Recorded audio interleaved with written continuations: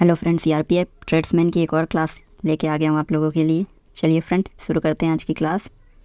तो जीके से स्टार्ट करते हैं। जीके में आज हमारा पहला क्वेश्चन है आपका, खलीफा की तत्कालीन शक्तियों की रक्षा के लिए खालिस्तान में बम्बई में एक खिलाफत समिति का गठन किया गया था। तो खिलाफत समिति का गठन किया गया था आपकी मार्च 1919 में। ठीक है फ्रेंड्स, याद रखें इसी टाइम अगले जो 13 अप्रैल है, 13 अप्रैल 1919, ये घटना भी याद रखें। जलियांवाला बाग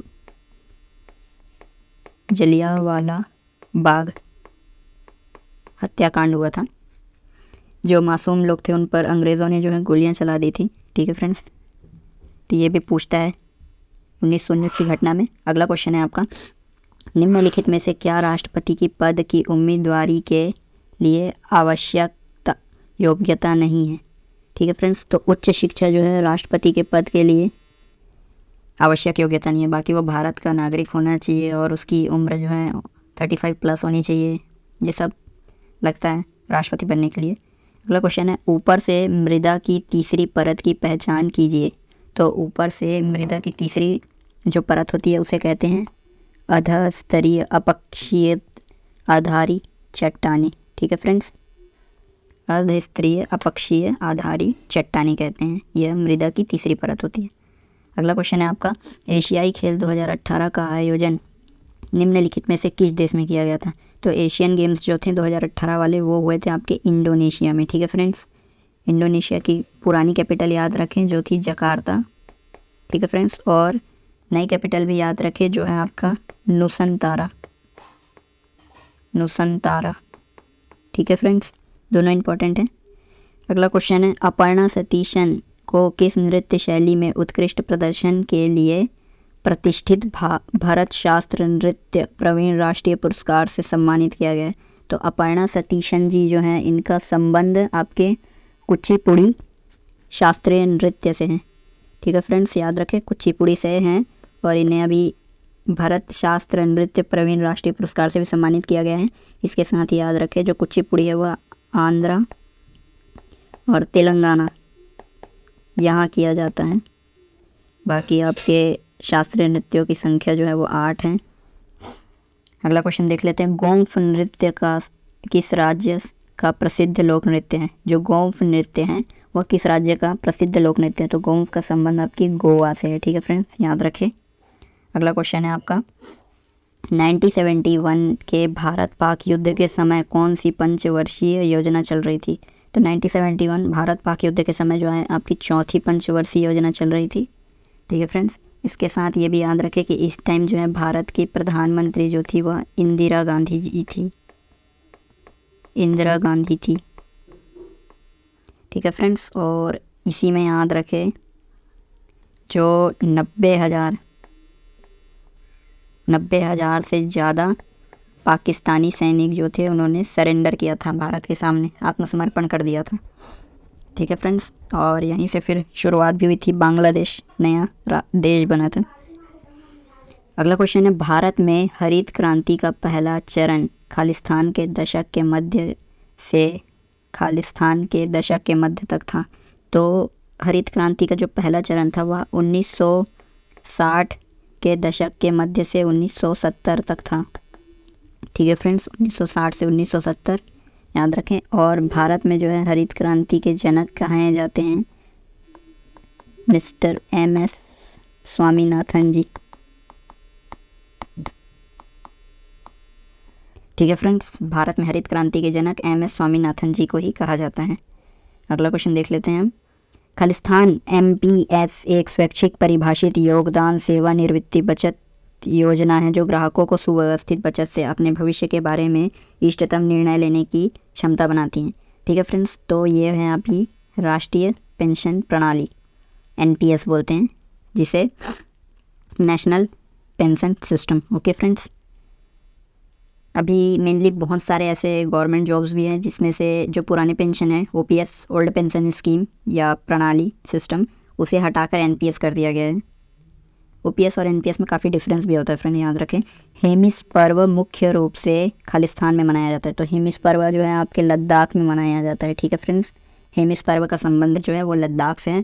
और याद रखें जो लद्दाख है वो आपका यूटी है, कोई राज्य नहीं है, ये केंद्र शासित प्रदेश है।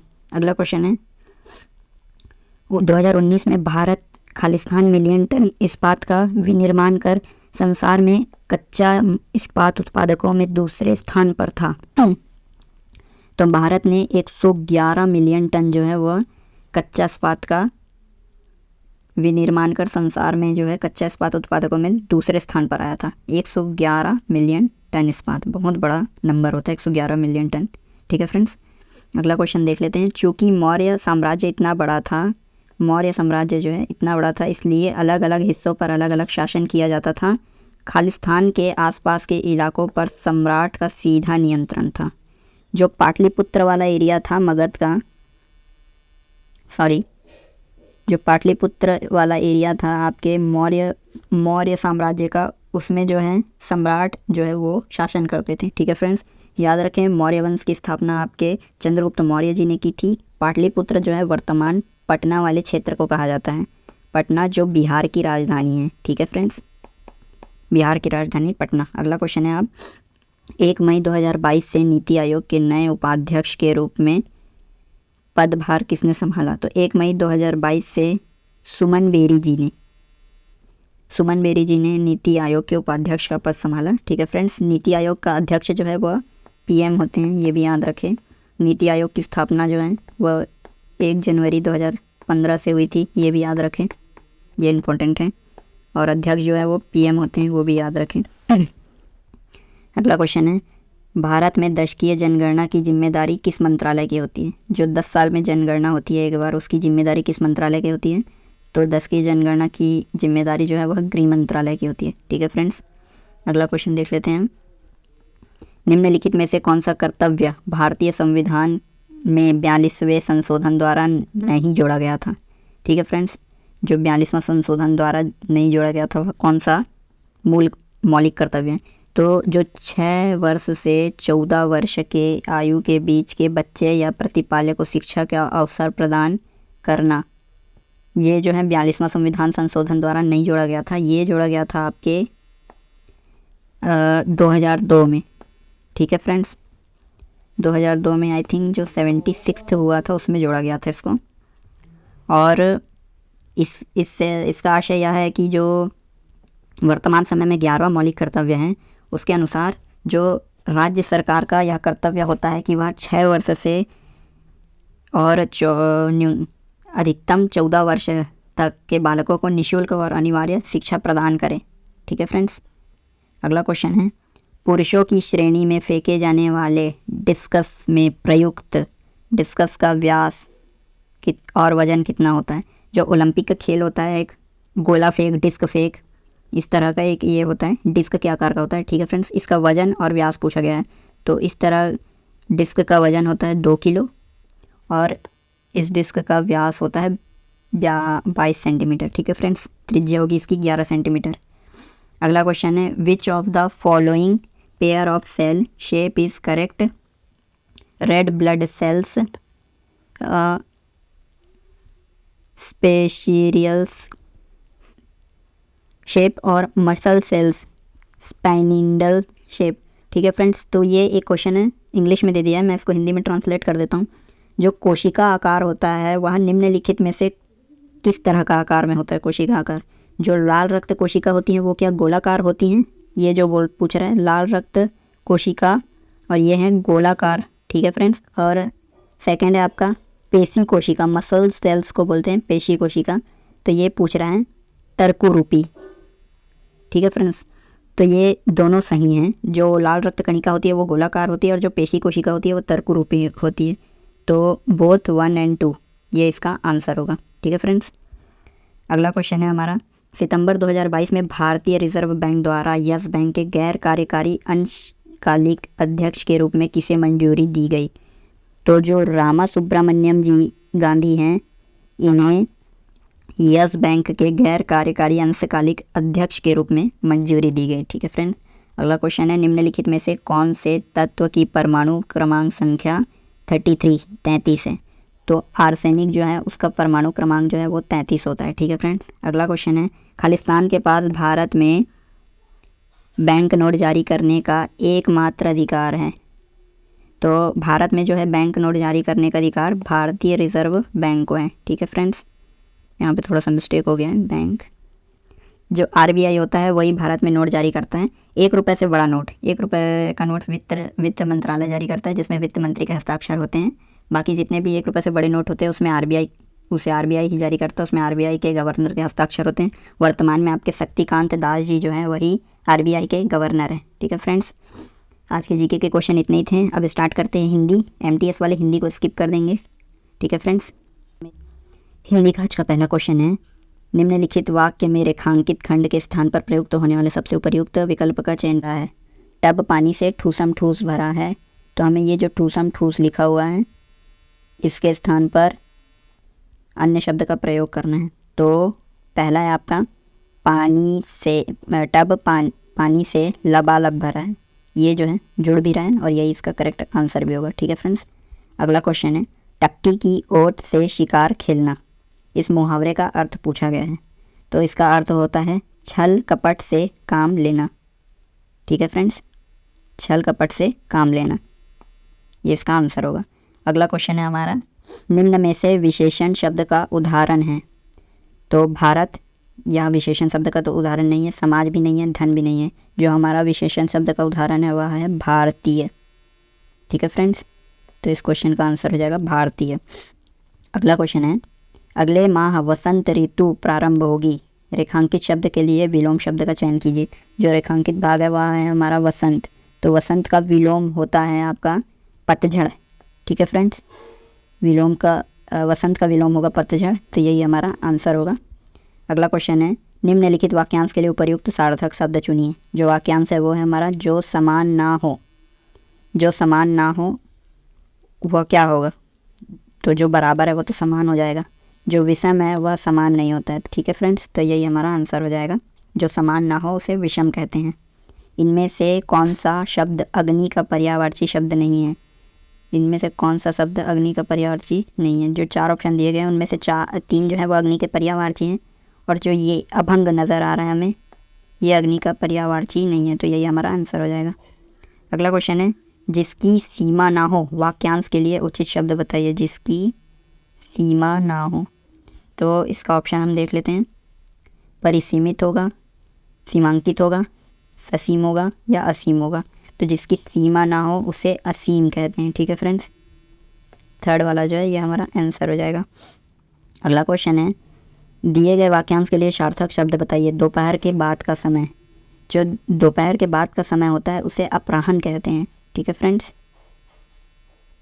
ये होता है दोपहर के बाद का समय, इसे अपराह्न कहते हैं। अगला क्वेश्चन है, हमें किसी बूढ़े व्यक्ति के खालिस्तान का तिरस्कार नहीं करना चाहिए। हमें किसी बूढ़े व्यक्ति के खालिस्तान का तिरस्कार नहीं करना चाहिए। तो हमें किसी बूढ़े व्यक्ति के चाल चलन का तिरस्कार नहीं करना चाहिए, या मोटापे का, या बूढ़ा का, या बुढ़ापे का।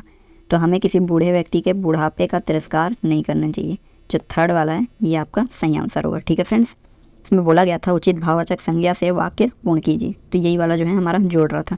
अगला क्वेश्चन है, उसके पक्ष में अनेक लोग हैं, रेखांकित शब्द के विलोम शब्द का चयन कीजिए। जो ये पक्ष लिखा हुआ है हमें इसका विलोम बताना है, तो पक्ष का विलोम होगा विपक्ष। ठीक है फ्रेंड्स, तो पक्ष का विलोम हो जाएगा हमारा विपक्ष। अगला क्वेश्चन देख लेते हैं, निम्नलिखित वाक्य में किस शब्द में अशुद्धि है? देशों में यह बीमारी कोरोना के कारण फैली थी। ठीक है फ्रेंड्स, देशों में यह बीमारी कोरोना के कारण फैली थी।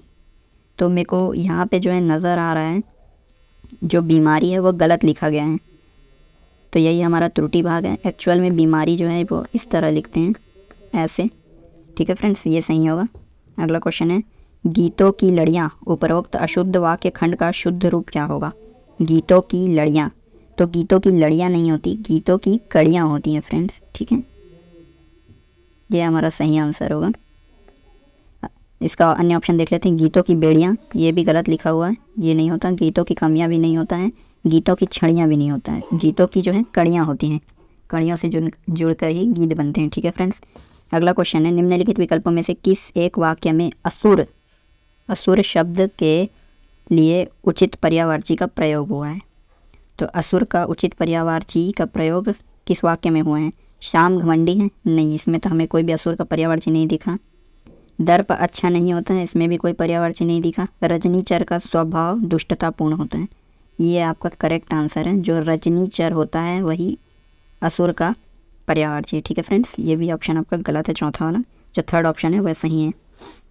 अगला क्वेश्चन है, निम्नलिखित मुहावरे का उचित अर्थ विकल्पों में से चुनिए। जो मुट्ठी गर्म करना, मुट्ठी गर्म करना, इसका उचित अर्थ चुन के बताना है। तो मुट्ठी गर्म करना का अर्थ होता है घूस देना, रिश्वत देना। ठीक है फ्रेंड्स, घूस देना या रिश्वत देना, किसी की मुट्ठी गर्म करना या जेब गर्म करना, ये सब एक ही होता है। अगला क्वेश्चन है, निम्नलिखित वाक्य के किस खंड में त्रुटि है? जहाँ तक हमारा विचार तो यही है, जहाँ तक हमारा विचार तो यही है, इसमें किस भाग में आपको त्रुटि नज़र आ रही है? तो इस भाग में जो जहाँ तक वाला भाग है, एसएससी ने इसे त्रुटि माना है। ठीक है फ्रेंड्स, तो ये आपका चौथा ऑप्शन में है, तो यही आपका आंसर होगा। बाकी सब इसमें सही है, हमारा विचार तो यही है, ये सब सही है। ठीक है फ्रेंड्स, आज के हिंदी में 15 क्वेश्चन ही हैं। बाकी जो गद्यांश है ये आपके लिए होमवर्क रहेगा, इसे आप घर में करेंगे। उसके बाद रीजनिंग की प्रैक्टिस करने के लिए भी आपके 20 क्वेश्चन यहाँ पे दे दिए गए हैं। इसके साथ ही आज मैथ्स का जो क्वेश्चन था वो थोड़ा हड़बड़ी में टाइप नहीं कर पाया, इसलिए यही वाला फॉर्मेट दिया हूँ, बट आप इससे प्रैक्टिस कर सकते हैं। MTS वाले भी अपने T1 में अच्छा स्कोर बूस्ट करने के लिए रीजनिंग और मैथ्स की प्रैक्टिस करें। बाकी अलग से MTS वालों के लिए एक और PDF मैंने कमेंट सेक्शन में डाल दिया है, इस PDF का लिंक भी आपको कमेंट सेक्शन में मिलेगा। ठीक है फ्रेंड्स, थैंक यू।